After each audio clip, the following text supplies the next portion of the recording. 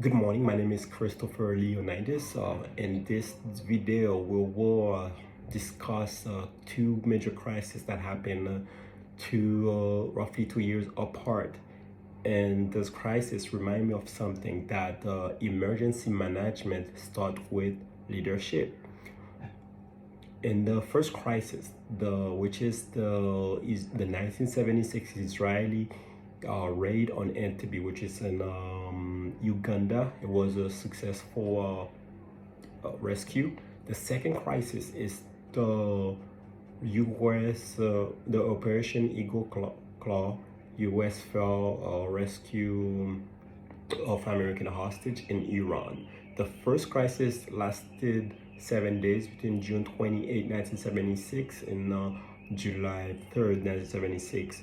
The second crisis lasted a little bit over a year, November 4th, 1979 until January 9th, a little bit at the end of January 1980. We will first focus on the events, then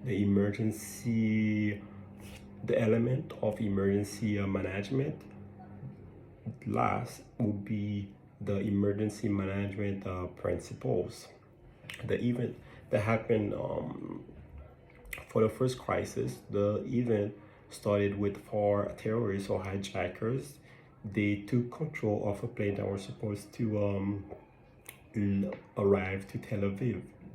They took control of it. It did not land in Tel Aviv. It went to Benghazi, and then they refueled a passenger. A female was complaining that she had a miscarriage, and she didn't. And after they dropped her, they went to Uganda. The airport was Entebbe. And upon arrival, three more terrorists joined. Those four terrorists make them seven. At the time, the passengers total with everyone heading there was like 253, including the four terrorists. And upon during the time the airplane or the terrorists were there on Entebbe, the president at the time of Uganda was also cooperating with the terrorists. He was part of the terror, and he has his soldiers guarding the hostages or the airplane. The the terrorists demanded about 50 pro-revolutionary Palestinians fighters, and Israel also work on a lot of diplomacy with them. But before that, the terrorists, they actually start like separating the non-Israeli with away from the Israeli. And, they also Jewish from non-Jewish. They also released 47 passengers who were either considered old or sick or ill. And after that come to the leadership. When it comes to the leadership aspect of this crisis, we had the prime minister and the defense minister at the time. They work on a lot of diplomacy. They keep everyone, the public and everyone everything transparent. They use a lot of judgment, tact, professionalism, the justice. And they were very decisive, very professional. The leadership is very great, even though they were having political issues, there's things like that over there. They were working very hard to make sure that all the hostages were released. They were thinking whether like, or should they give in or not to the terrorists, or would that cause more terrorist attack. Therefore, they did not give in to the terrorists. They continue having effective diplomacy, and this is how they release more hostages. And as time moved, their tactical platform were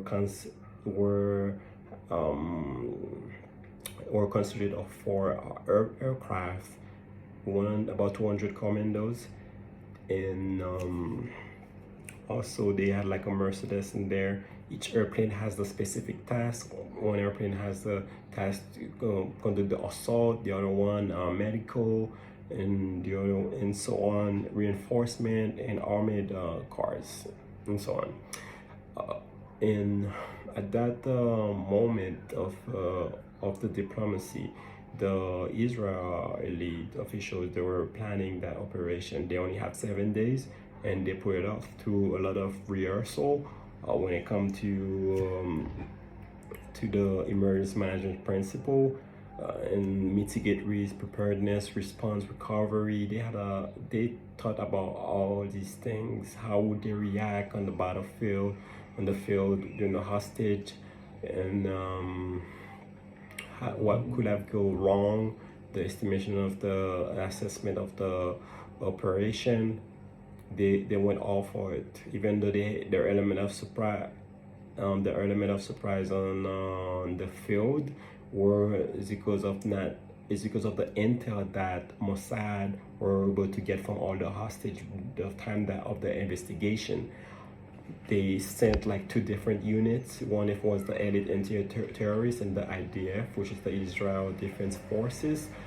They were the first time they were working that far out, and they proved it. Even though they had some issues, they ended up like killing a little bit about 50 individuals, included the terrorists and the Uganda soldiers. Because if they didn't do that, the rescue mission would have been going down.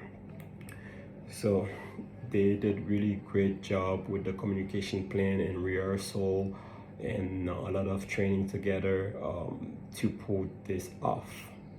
When it comes to the second crisis, what happened is the President Carter on November 4th and so on, about 53 Americans were being become hostages in the embassy, and they were calling death to Carter because at the time Carter decided to host the Shah or a terrorist on the U.S. soil. That didn't go well with the civil revolutionary war that was happening in Iran, and the leadership from Carter was very poor, domestically and internationally. He didn't have any judgment, any justice, any he was very indecisive. He was very bad at basically all the leadership trait, no courage whatsoever. He wanted to use military force, but the defense secretary at the time didn't advise him not to do so because it wasn't the right thing to do. However, when the defense secretary of state, secretary of state, he decided to retire, to resign, and from that, the national advisor of Carter was one of the biggest influence beside the presidential assistant of his. They were the most influence on him to take a military action. Roughly after for the tactical platform, they used about, if I recall, about 11 men. They pulled from different services, all the different military branches. 8 of them ended up dying, and 4 injured. They had to use roughly 118 troops and 3 aircraft, and as well as like a helicopter. The helicopters, there were about like 8 helicopters. They only needed 6. 3 of them weren't even working, and 2 of them, one of them end up having issues and doing fueling, and they caught on fire and so on. At that moment, they even encountered the dust storm, because their tactical platform or strategic platform were supposed to use like those aircraft and all the about 8 helicopters, which they already knew that 3 of them weren't working well. They had to travel from Nimes. It was on the Gulf Coast of Oman. From Nimes, they go to the Desert One close to Tehran, because this is where the embassy was. and then from Tehran they have to go to Misa Island, close to Saudi Arabia or Oman, and for refuel, and then they had to use a van. They had to use the rangers to secure the Misa Island as soon as, because the plan was once they reached they would be utilize the van to go to Tehran embassy, and then translators and drivers, and after they take all those they secure those people, those hostages, they will make their way back there. At some point they will have end up killing all those radicalized students who were fighting. It would not look great on America at all at that moment either, especially of what former President Carter decided to do at the time, which is, again, they were very bad at so many levels. So they did not. They were poor leadership, poor rehearsal when it comes to emergency management principle, mitigation, preparedness, response, and recovery. They didn't have enough of any of that at all. None of that. Nothing was great on the side.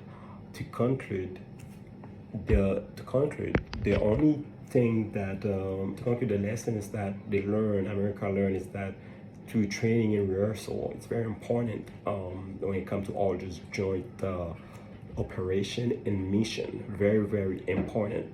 And at the end, we know that we will never host any terrorists. We will not accept any terrorist attack, because Israel, based on the crisis, they show that, hey, everyone should have a high standard when it comes to deal with terrorists. Again, this concludes my video. Thank you.